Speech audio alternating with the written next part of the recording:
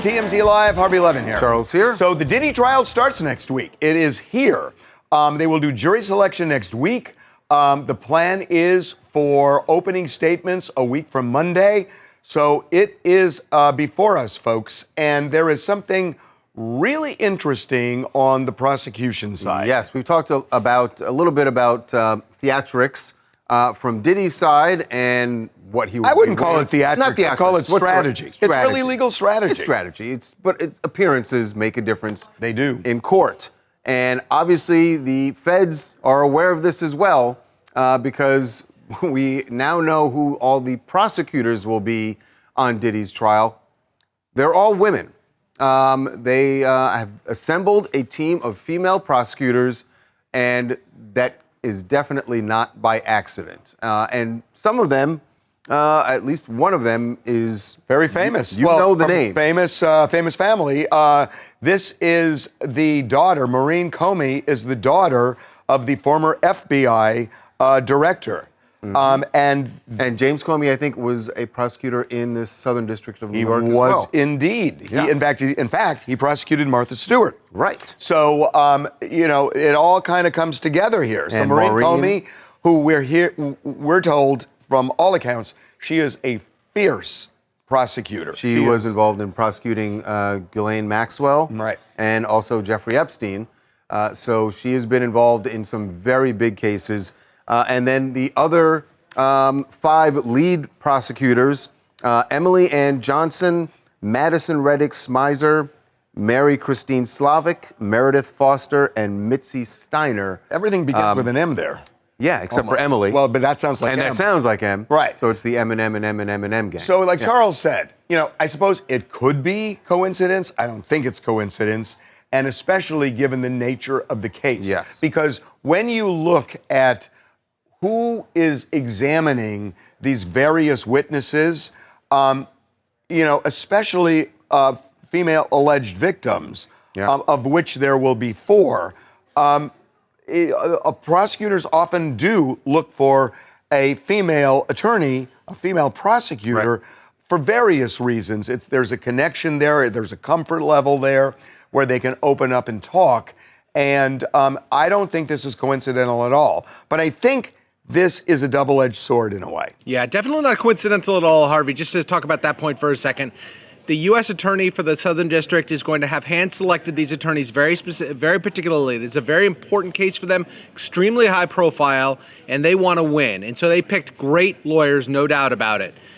The fact they picked all of these women, they are clearly, to get to the second point you were making, this is an effort to try to curate their lawyers to appeal to this jury. I'm not sure how this works for them. I think maybe you can overthink these things a little bit, and I don't know that an all-female panel necessarily plays to a jury, regardless of the gender makeup of the jury, necessarily plays to that jury. I know all of the alleged victims in the criminal case are all women, and so they're trying to sort of stand united with them. But does it at that point become more about the cause of female empowerment, about women's rights, about women victims, and less about the actual conduct of this defendant? No, I think that's the double-edged sword. That it might work how does the jury to that extent where people feel like we're even making a bigger statement than just about one man. We're making a statement about a cause. But on the other hand, there might be people who say we shouldn't be nailing a guy for a cause. We should be nailing a guy for the guy and what he did. Right. And so that could work both ways. And remember, what the defense needs is 1 vote. What the prosecution needs is every vote. And that's the difference, that if this doesn't sit well with even one of the jurors and they start feeling that, that could create a problem. If you're the U.S. attorney, what you want you want the best attorneys you can have in there. And it really, I know you want to, like we said, appearances matter, but you want to win this case, and you need, like you said, it's harder for them. Yeah, they need every juror. The concept of the best attorneys, I mean, the really good lawyers, the most experienced. But the really good lawyers are, it's not this wide range. I mean, there are a lot of lawyers who operate at a really high level. Sure. So I'm sure all of these lawyers do. And so I don't even think it's so much we pick the best 5 lawyers. I mean, there's a group of lawyers that are all great. The best 5 lawyers for this case. The question is, did the fact that they're women factor in, knowing that all of them are great, but did they want this specifically? And I think the answer is yes. I mean, I think you can take top lawyers and say, look, there were 20 of them, but we, for various reasons, want all 5 to be women. Right. And we will see if that works. Hi, my name's Juwan, and I'm from Detroit. I think this is like a little bit of karmic justice for the prosecution team to be all women, especially considering the crimes that he's alleged to have committed against women. Yeah, that's, I mean, that's what they hope the jury sees it as, but that would also assume that the jury thinks that Diddy is guilty. So that's why they have the trial, because we don't know yet. Okay, we are going to move on. Yes, moving on to John Elway and the tragic golf cart accident that resulted in the death of his best friend, Jeff Spurbeck. As we've told you, the Sheriff's Department has launched an investigation. They say that they're going to be speaking to witnesses, speaking to everyone who was on that golf cart. We now have more information about who was on the golf cart, but we also have a photo, or a couple of photos, of John Elway at a party about 2 hours before. I think it was closer to 3. Charles, Dan Harvey, that's at 4:54 p.m. Oh, so it Pacific, was to be more exact. closer to 2. Got it. So it was closer to 2. That's John with the cup in his hand. Sipping on something. We were told when he walked in, he did go to the bar. We don't know what he was drinking. We don't know if that's water or if it's a mixed drink, but he was there until about 5:15 is what witnesses tell us.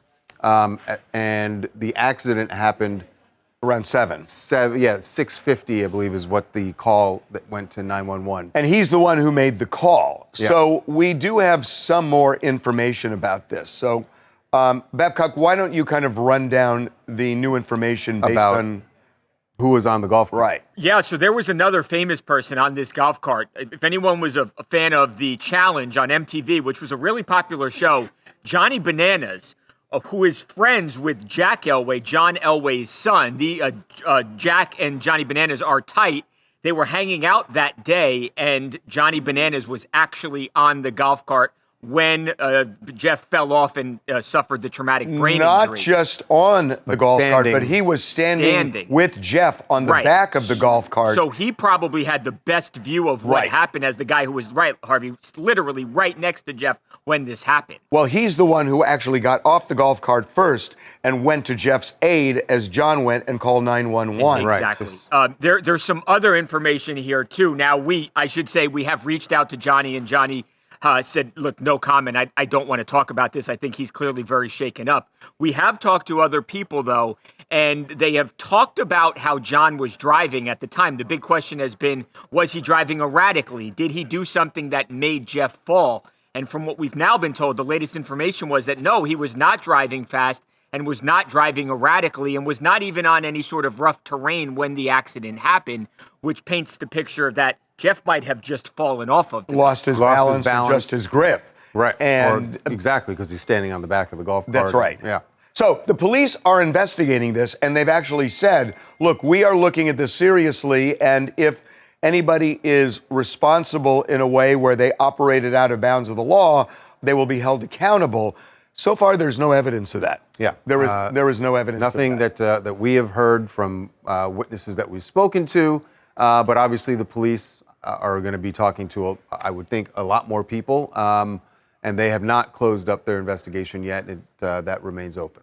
I'm Brian from St. Louis, Missouri, and honestly, this wasn't a crazy joyride. This wasn't a DUI. This is what we call a freak accident, and unfortunately, John lost his best friend, brother in arms, and business partner for over 30 years. So I honestly think John deserves a little grace in this particular situation. Yeah, it's funny. You're not the first person to call it a freak accident that we've spoken with. Yeah. Okay, we are going to take a break. All right, so when we come back, even before Luigi Mangione walks in to stand trial, he will be the subject of a musical. Yes, Luigi the musical. It is really coming together. They have an interesting cast and an interesting plot that somehow involves Diddy. We will explain when we come back.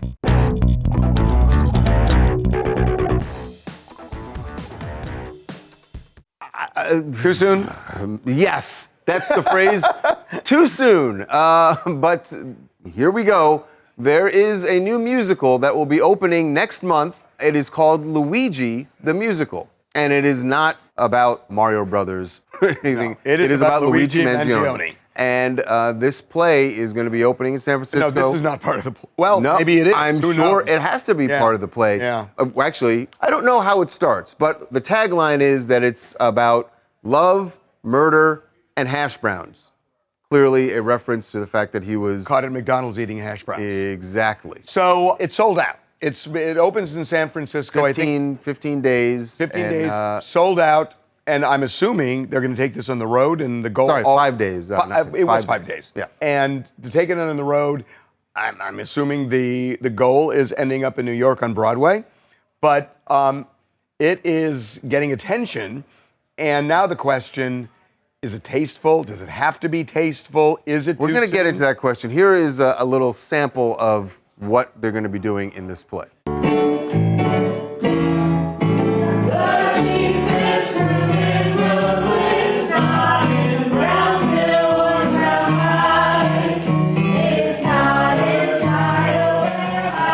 Early rehearsals. I think this tempo's got to be a little more. They got to get it a little up. You know, Yeah. they got to work on this. What's interesting here, Luigi is not the only notorious figure that is featured in this play, because I guess it sounds like they're doing part of it set in the prison where he is being detained now. With another famous prisoner. A couple of them, Diddy. Two. And Sam Bankman-Fried. Right. You brought up Diddy. The weird thing about the Diddy casting is that a black woman is going to be playing Diddy. I found that to be very weird given the circumstances it's very Hamilton-esque. Yes, sure. You don't have doesn't have to be right on the nose. It doesn't have to be right on the nose, but given the reason why Diddy is in prison, I just found it Yes. very ironic that a black woman is playing Diddy. And you guys also mentioned the reaction to this play. A lot of people online are not happy with this. I think it's sold out, but they're getting a lot of backlash, so much so. Which they want. Maybe so, maybe not, because they've turned off their comments on social media. I've been trying to reach out to them all day to see if they want to come on the show. Have not heard back from them, and I was feeling like this would be such an easy opportunity to promote this play that's coming out. Yeah. I think they maybe underestimated the controversy. Oh, come on. I'm sure they wanted some controversy. Look, that's why they came up with this. They had to know this was controversial. I mean, come on. Anybody would know that. But it's also not surprising that it sold out, because as we've been discussing since the theater that crime, they're selling out is like 50 seats. Well, as we've been discussing since this crime happened, the wave of support for Luigi. Millions of people, and Right. especially young people. And you know what? There are probably people who are just curious. How would they do a play like that? You almost want to go to be offended. But, there's a thing in comedy where people say there's no such thing as too soon. Comics have said that. They've said that to us. Sure. And especially, when everybody was getting canceled, we had some of them on the show, and they were saying, screw that. And I'm sure there are people who will say the same for this. Absolutely. It's not too soon, and there's nothing too soon, is what they say. Hi, my name is Kyron, and I'm in Columbus, Ohio. I feel like this is tacky. Things like this are not a joke, especially with an ongoing litigation. This was a very, very serious thing that happened. I don't think everything's funny. I don't think everything is satire. They don't need to make a play about this. Make a play about Jack and the Beanstalk. And Brian Thompson's family, I'm sure. Yeah, but that's been done. I mean, seriously. I mean, everything is such a reboot these days that it's going to get attention just because it's new. And I'm clearly they weren't thinking this, but for Brian Thompson's family. Oh, it's terrible. It's It's terrible. Yeah. It's becoming a cartoon. Yeah. We're going to move on. Yes, to a very interesting royal family development. Prince Harry speaking out. He doesn't do that many interviews, but he did one with the BBC and addressed the elephant in the room, which is the relationship between himself and his father and his brother. Will there be a reunion? This is what Prince Harry said. It is something he wants. I would love reconciliation with my family. There's no point in continuing to fight anymore. As I said, life is precious. I don't know how much longer my father has. You know, he won't speak to me because of this security stuff. But it would be nice to reconcile. If they don't want that, that's entirely up to them. So he said the security stuff. So he's been trying to get the royals to pay for his private security. They're saying he's no longer a member of the royals, and they're not. Royal, and he actually lost that battle in court recently. Yeah. But that's the minor point. The major point is that feels almost like a seismic shift from when they sat down with Oprah. And it feels like, to quote Paul Anka, regrets I have a few. Well, I think you also heard him refer to his father's health. I think he's worried about how much longer King, for him to say, I don't know how much longer the King has also got to raise some alarms just for the UK in general.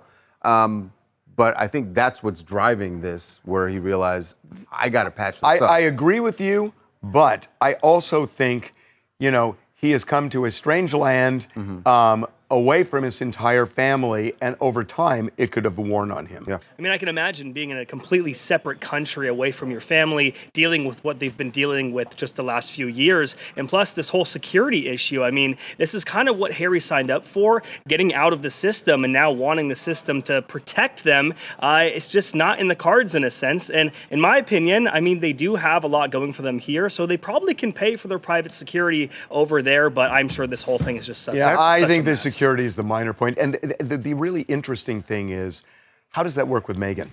Hey, I'm Megan from Alabama. While I like Prince Harry and Meghan, I think the security issue is the best decision for the court to make.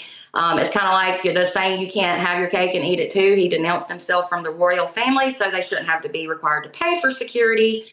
So I think that's the best decision. Plus, he can hire his own. He's got the money for it. Now, as for the family stuff, that's such a hard situation to be in. I couldn't even imagine, you know, with his wife.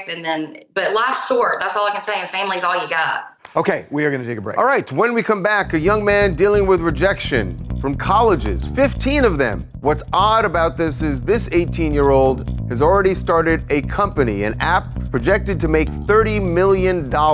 So this app is incredible. It is amazing. So why did Stanford, MIT, Harvard, Princeton, why all of them rejected him? Why in the world? He is going to be with us when we come back. TMZ's got every freaking thing. Big celebs, big stories, big events. Justin Timberlake made Portland kids' dream come true by joining a bike bus ride. And they always listen to Justin Timberlake. Cry me a river when they fall. It's TMZ. Is there such a thing as too much success at too early an age? I would say no. No, there can be emotionally. If you peak at 23, what about the rest of your life? Well, take our next guest is much younger. Much younger. A little bit younger than that. He's 18 years old. Zach Yadagari has started his own company, founded an app that is really amazing. The phone. Before we get into the app, poor Zach applied to 18 colleges and got rejected from 15. So at that point, do you feel like, oh God, I'm just not going to succeed? Well, before he applied for those colleges, he had started this app, which is now projected to earn a revenue of $30 million. He's a tremendous success in the business world, you would say. And yet, why did 15 out of 18 colleges reject him? It's a head scratcher for me. I'm sure it is for Zach too.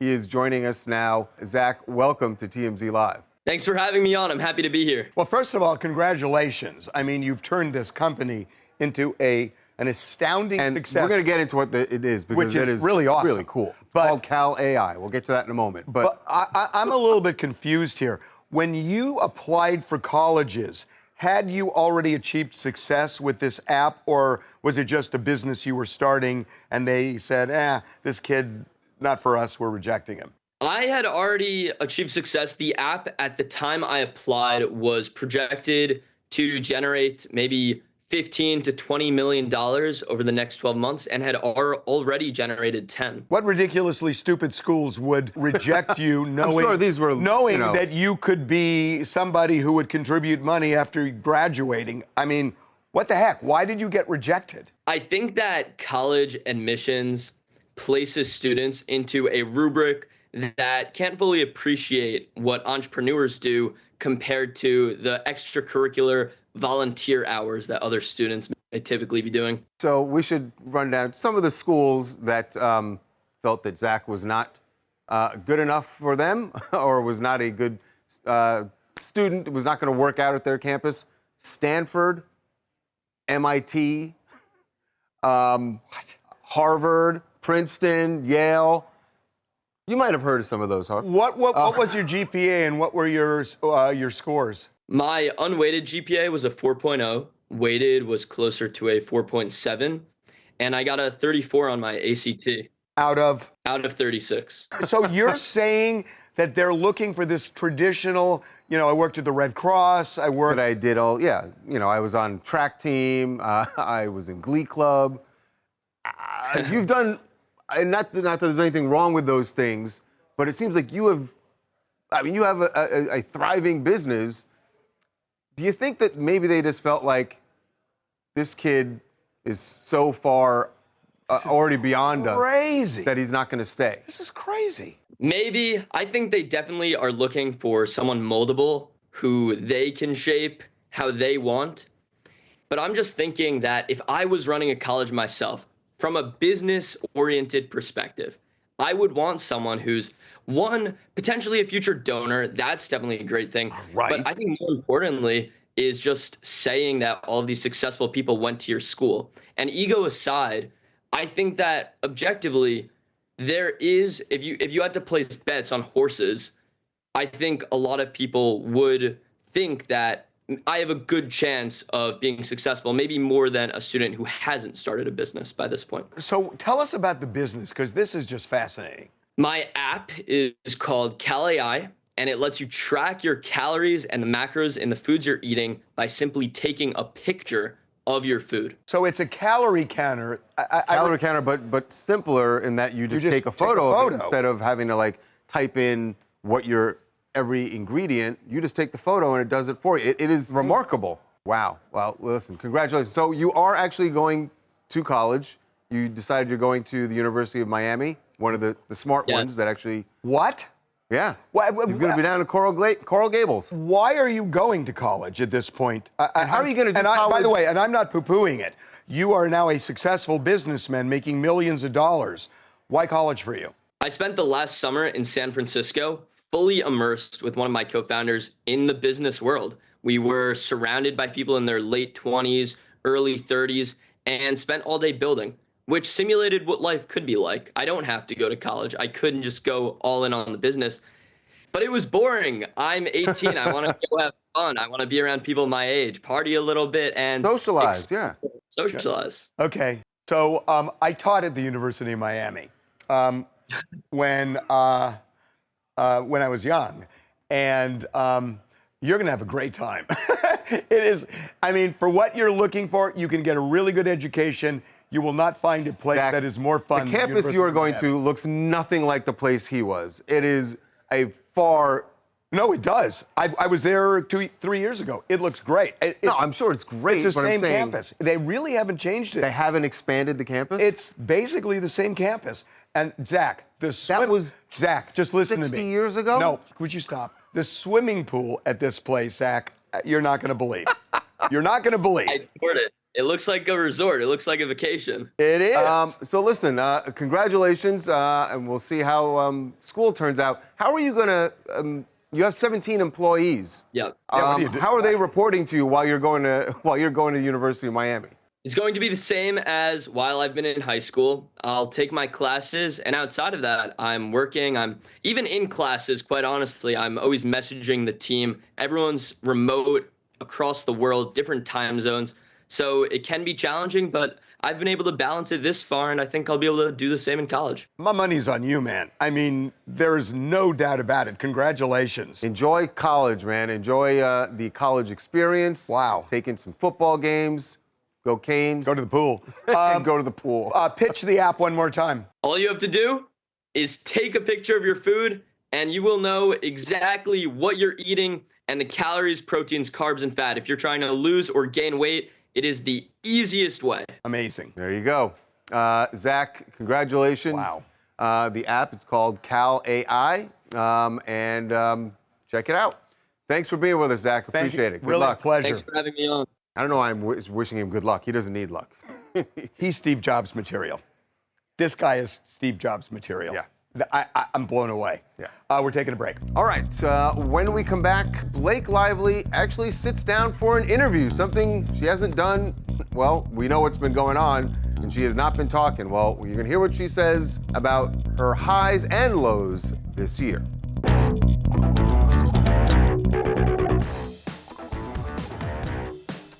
Welcome back to TMZ Live, and Blake Lively's PR assault reached a new level last night, because we've been talking to you all week that she and Ryan Reynolds have been out at a bunch of different events. It is clear that they have decided there's a shift in how they're going to deal with this whole Justin Baldoni battle, which is going to go on for who knows how much longer. And I guess they said, look, we just got to get out and live our lives. She also has a movie to promote. So that was another reason why last night she actually sat down, did an interview with Seth Meyers. This is a big deal, because she's been at these events before, but they've been, very brief in terms of any interaction with media. It's been sort of taking photos and not interviews. This is an interview. Yeah, and what's interesting, she certainly alludes to what's going on with Justin Baldoni. And what's interesting here, she says there have been a lot of highs this year.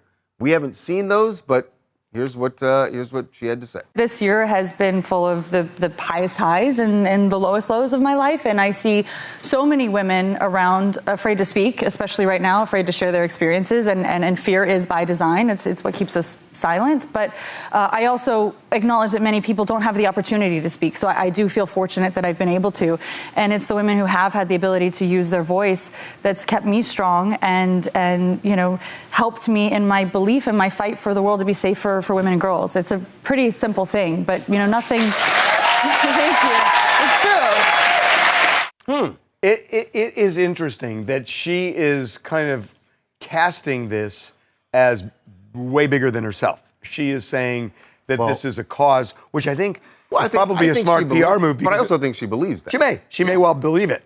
But just in terms of connecting with people, because ultimately, that's what we've talked about from the beginning of this, that when this legal battle is over, then they have to have something of a career to move forward with. Right. And when people get involved in lawsuits like this, there are two issues: winning the lawsuit, and then what is your life like when it's over? And she's dealing with, in a way, what is your life like when it's over? Because she doesn't want to win, but have people against her so that she can't move forward with her career. So now you start speaking out and trying to connect with people so that you can actually move forward. Right. The issue with that, though, is that everyone's been obviously following everything that's been happening, and everyone's been completely trashing her on social media. So it's like, yeah, she's eventually going to have to do these type of interviews, but it's like, don't you guys all think that people are going to see right through this and just think this is just a total PR spin and she's just trying to get sympathy? It depends. I mean, honestly, it depends on what she says and how she says it, and people may connect with it and be like, you know what, actually, let me rethink that. And I think you may find if she continues speaking out like this, there may be people who the more they speak, the more I think this is going to settle. Because if they can both kind of resurrect themselves to a point where they can go forward in their lives and careers, the less likely they want to air all of this in a public courtroom. What that comes down to then is who really did get the short end of the stick here. If she can the short end of the stick in terms of what? In terms of career. Because if she continues to make movies and her career isn't hindered, then she's fine. But Justin Baldoni may be saying, yeah, that's great for her, but nobody wants to work with me now because Blake and Ryan are so powerful. Or they're saying that about both of them. Could be. Brian from Florida here. And I just want to say I completely agree with Harvey. For this to be, she's making a completely cynical statement in that she's trying to tie herself, Blake Lively is trying to tie herself to a movement or an idea and turn any attack on her in her PR scenario into a social issue. Transference of those things, to me, it's very disrespectful to anyone actually going through anything. It seems completely manufactured. To me, it's completely transparent. But I mean, I get your point, and I think some people are going to see it your way, and some people are going to say good for Blake. I don't know. We're going to move on. Yes, to Russell Brand, who had his first day in court to face rape charges, multiple rape charges over in London. This was really sort of a formality where he went in and the charges were read, and he ended up leaving court, but and he had a bit of a, there was a discussion back and forth with the judge, but one of his alleged victims did testify and detailed what she says happened to her interaction with Russell Brand, where she says that he basically, they were at, I think it was a party, and she claims he dragged her into the bathroom and then began groping her. So some of the testimony is coming out, but this is just the first day of the trial. This was not, and it's not even really the trial yet. This was him facing the charges. I guess we would, which is odd because call it like almost like an arraignment, yeah. But yet there's testimony, which is odd. It's a different way of doing it. Yeah, during the proceeding, the lead prosecutor on the case was giving lots of details about the allegations that women have levied against him. One says she was in a hotel room when he sexually assaulted her. Others have accused him of things like fondling and groping. Russell, throughout this whole thing, has said, look, drugs took over my life in the past. I led a very sort of indulged every one of my sexual appetites. So it sounds like he's saying he does have regrets, but he's obviously going to fight these charges in court. You pick one horse or the other, and it sounds like, the drug thing is one thing, but the other thing, I think he said in the past, women were throwing themselves at me. Right. His thing is that everything was consensual. Right. So we will see as this moves forward. He was granted bail and, as you saw, left court today. So. Hey, boys. Yessie Smiles here from Miami. And I honestly think he's innocent because, he's admitting that he had a sex addiction. He's admitting drugs took over him. So obviously he's grown up. He has a family and he's pretty much defending himself. Well, that's what he's saying for sure. Yeah. Okay, we're going to take a break. All right, when we come back, just in time for May the 4th, the Star Wars holiday, Disney bet a bundle on this franchise, billions of dollars. How has it paid off? Is it paying off? We're going to follow the money with a young Jedi by the name of Damon John. You'll be here when we come back.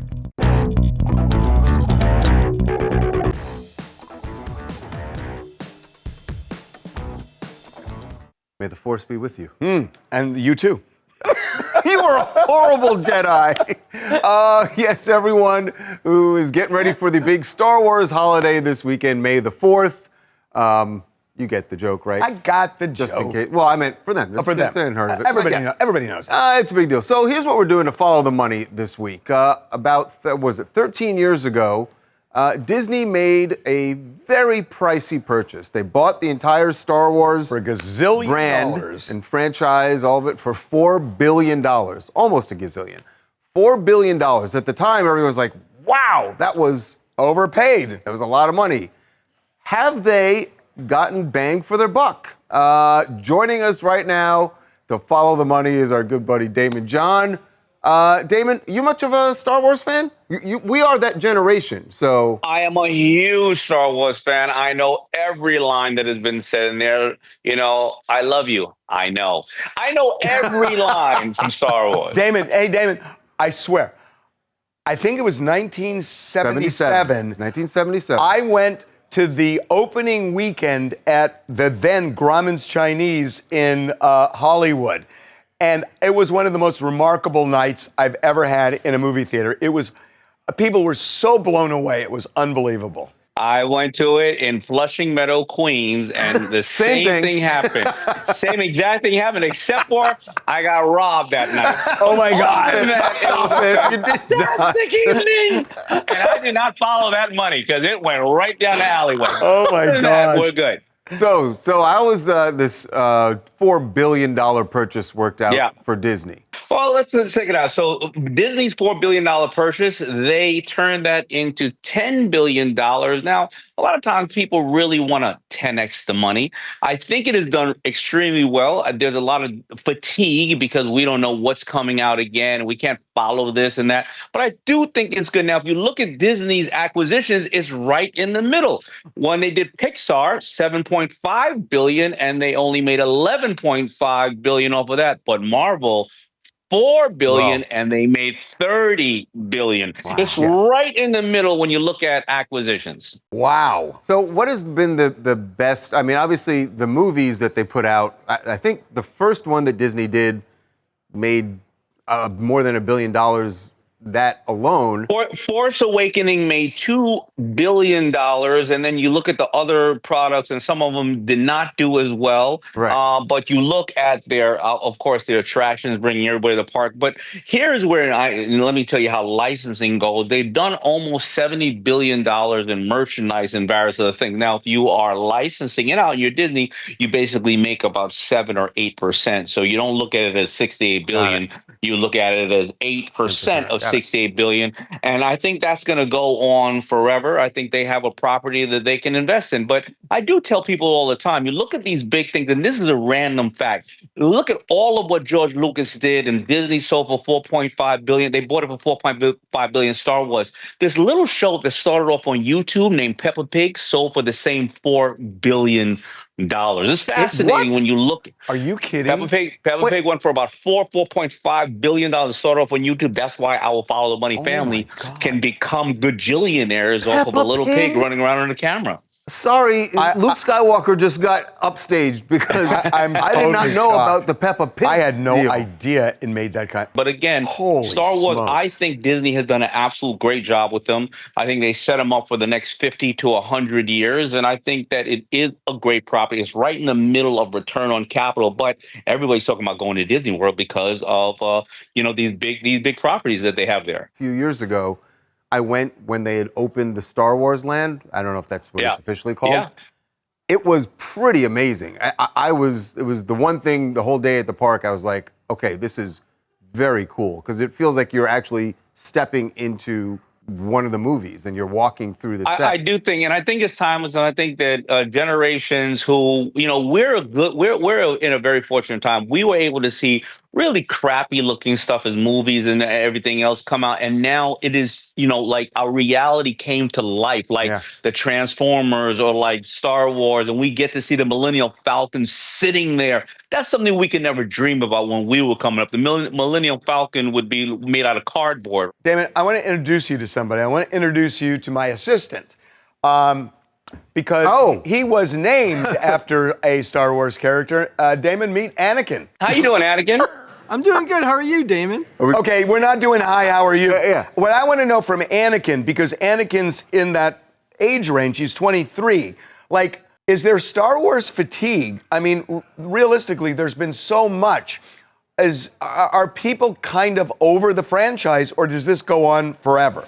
Absolutely. I mean, at least for me, I don't know. I can't speak to every Star Wars fan out there, but at least for me, and I imagine the majority of Star Wars fans are probably not with me on this, but don't you feel like there gets a point where you're oversaturating content to a point where it's less about the quality and more about just grabbing as much? Are you telling me you're not watching Andor? Hell no. None of the shows have been, I to me, none of the shows have been good. I agree with him. I don't have to wait till a special time where a movie comes out now. Now there is some kind of animated one, and then there's Andor is good. I mean, I was really happy about what's the one with Mandalorian, but it is too much, and sometimes I do get.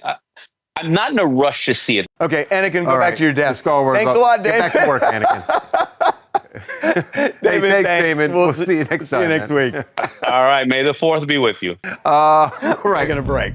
When we come back, Kim Kardashian, is she at work or is she at play? You're going to see what she's doing on a beach. Maybe it's a little bit of both, but her fans don't really care, I think.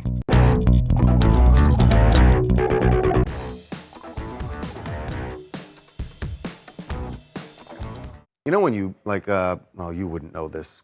You have a travel agent and all that. But when you purchase your plane ticket, it says, the thing you check where you are, is this for business or pleasure? For Kim Kardashian. Really? Does it say that? Yes, it does. Oh my gosh. See, I was right. Well, Kim Kardashian, I'm not sure which this is, but she's on a tropical beach somewhere showing off. God, does she? I think it's the bikini she's intending to I don't off. know, but she looks amazing. Maybe it's the wrap, or maybe it is her body. Maybe it's everything. But she posted a bunch of photos from a mysterious beach. Can you I recognize have no idea, but I got to say, she's got to be selling something. I mean, this is a shoot. It's not just a vacation. Right. This is business. She had to put on her best quarter skirt and get out on the beach and remind people that she is top dog of this family. Is that what that's called? A quarter skirt? I'm calling it a quarter skirt because it's literally just one tiny, it's a quarter of a Oh, skirt. God, you named it. That's cool. Yeah. All right. And, well, maybe she can start selling those. But we just saw Kylie and Timothy making out courtside. She Oh, was you think hot. she's one-upping him? She's got to remind people she's top dog. Also, all the Kanye she drama did. she wants to leave behind. And yeah, she looks incredible. Like, we get your point. She looks unreal, and she's just telling everybody, this is it. I'm at the top. Mission accomplished. Well, you know, the weird thing is, my recon is she's taking the bar exam in August. So at a point, she's got to hit the books for this. I'm I serious. wonder You if can she'll bring take books it to the in this beach. outfit. Yeah. That would be. It would probably help. She'll ace it. Right. It's like, Probably help okay, the you scores. pass. Hi, this is Darren Green. I'm in New Jersey. Look, I don't blame Kim Kardashian for wanting to live a life of leisure and post some cute Instagram pics, okay? Because what's going on with her husband right now, or shall I say ex-husband, he's finding new levels of insanity, okay? So kudos to Kim Kardashian. Yeah. Be sure to have them kids steer clear of Kanye and his BS, okay? Well said. What else you guys want to talk about? Hi, my name is Lexus. I'm from Phoenix, Arizona. Okay. Diddy walking into that courtroom smiling with the charges that he has stacked against him was diabolical. He needs to be in there like R. Kelly and crashing out. But the prosecutors being all female or all white women, a win is a win. I'm not mad at it. Take him down. Well, you're not going to get in the jury. Yeah, that kind of talk is not going to get you on the jury, young lady. One more. I'm Susie from beautiful New Hampshire. It's first of all, I'm very sorry for Jeff's family and his friends and everyone involved in the golf incident. In my opinion, it probably could have been avoided. I'm just hoping that it wasn't a lapse of judgment or some buzzed horseplay that led up to the incident. So far, there's no evidence of that. Yeah. So far, no evidence. We're taking a break. All right, when we come back, row your boat this is awesome. gently down the stream. I'm so jealous, honestly. Ellen I'm so is jealous. adjusting very well, apparently, to life over in England. You're going to see what she and Portia are up to when we come back.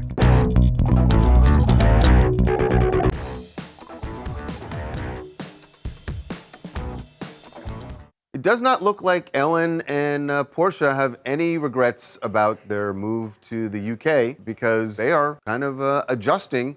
Getting out. You know, life is hard over there. Enjoying, loving. Someone's got to row the boat, though. Baby, we're going in a circle.